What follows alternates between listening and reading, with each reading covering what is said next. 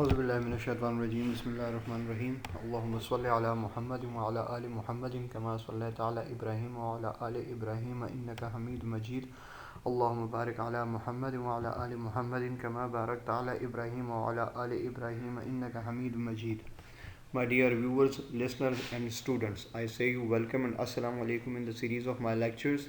Our today's lecture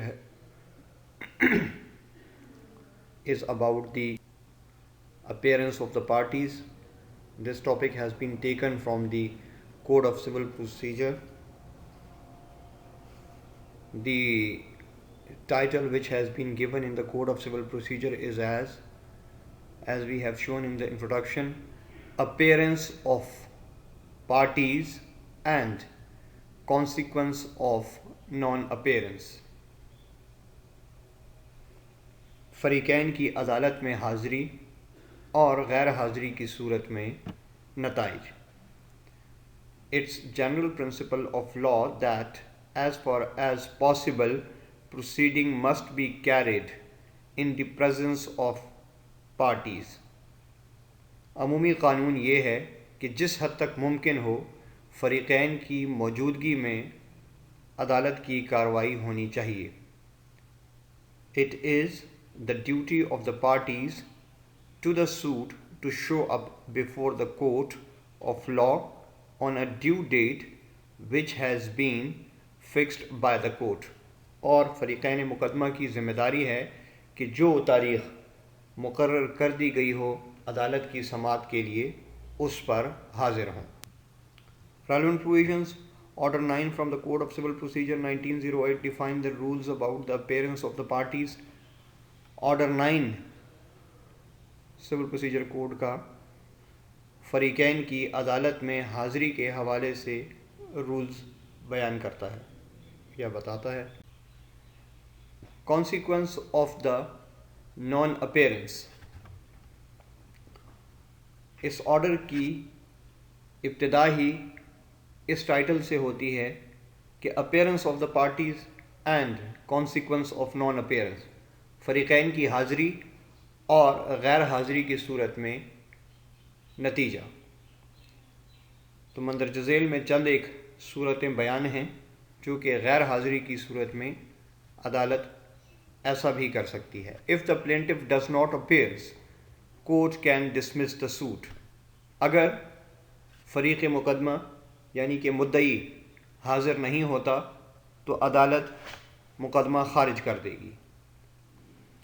If the defendant does not appear, court can pass an ex parte order. اور اگر فریق مقدمہ یعنی کہ مدعا علیہ حاضر نہیں ہوتا تو عدالت یک طرفہ حکم سنا سکتی ہے. When both parties does not appear, the court can dismiss the suit. اور جہاں پر دونوں فریقین مقدمہ یعنی مدعی اور مدعا علیہ حاضر نہ ہوں تب بھی عدالت مقدمہ خارج کر سکتی ہے. Difference between the presence and appearance. یقیناً آپ کے ذہن میں ایک لفظ ہوگا کہ اپیئرنس کی جگہ پریزنس لفظ حاضری کے لیے زیادہ مناسب تھا تو یہاں پر اپیئرنس کیوں آیا. تو ہمیشہ سے یہ بات یاد رکھیے گا کہ قانون کے الفاظ بڑے کیلکولیٹڈ ہوتے ہیں اور ان کے بڑے مختلف اور ڈیپ میننگز ہوتے ہیں. The word appearance under CPC means the appearance made by the pleader who is able to answer all the material questions which are relevant to the judicial proceedings before the court of law in a duly prescribed and recognized manner and on the date fixed by the court. Appearance سے مراد فریق مقدمہ کی جانب سے جو بتایا ہوا طریقہ کار ہے اس کے مطابق کسی وکیل کی حاضری ہے جس کو کہ حقائق مقدمہ کے بارے میں بھرپور معلومات ہو اور وہ عدالتی کارروائی کو اچھے طریقے سے چلا سکے. اس کے علاوہ the word presence is used for the party to the suit before the court.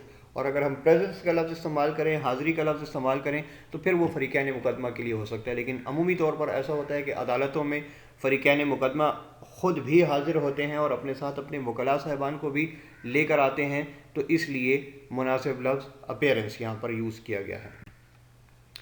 Dismissal and x party, پیچھے آپ نے یہ دو الفاظ سنے تو ہم ذرا سا اس پہ بھی بات کر لیتے ہیں۔ If plaintiff does not appear, dismiss the suit، اگر مدعی حاضر نہیں ہوتا تو مقدمہ خارج کر دیا جائے گا۔ If the defendant does not appear, pass an ex parte order، اور یہ کس کی بات کی جا رہی ہے؟ کورٹ کی بات کی جا رہی ہے کہ اگر مدعا علیہ حاضر نہیں ہوتا تو پھر عدالت یک طرفہ ڈگری جاری کرے گی۔ Essential elements، appearance of the parties کے حوالے سے کچھ اسینشیل ایلیمنٹس پہ بات کر لیتے ہیں۔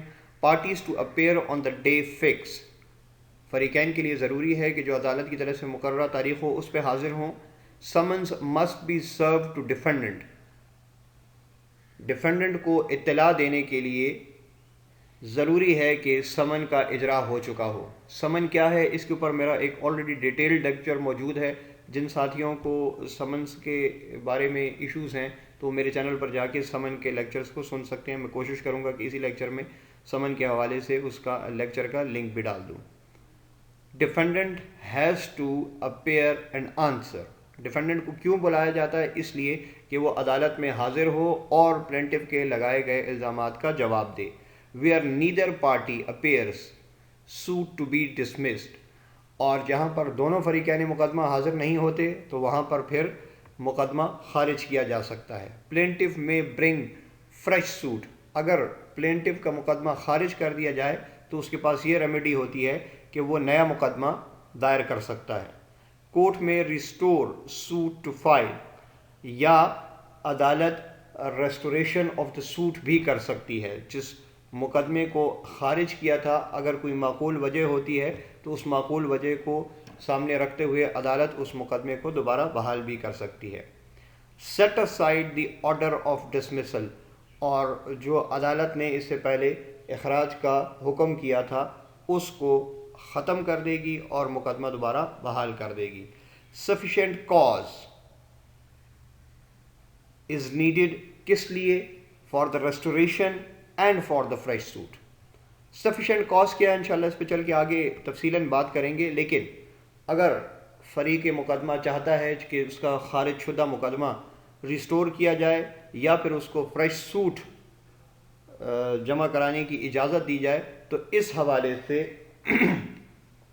عدالت کو سفیشینٹ کاز پیش کرنی پڑے گی، ادروائز یہ سوٹ جو نیا پیش کیا جا رہا ہے یا ریسٹور کیا جا رہا ہے یہ پھر ریس جوڈیکاٹا اور ریس سب جوڈیس کے اصولوں میں آ جائے گا۔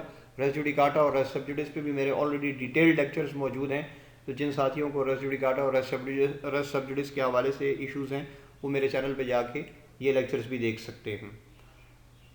سفیشینٹ کاز پہ انشاءاللہ ہم نیکسٹ لیکچر میں اسی اپیئرنس آف دا پارٹیز کے حوالے سے جو ہمارا لیکچر 2 آئے گا اس پہ بات کریں گے ڈیٹیل سے۔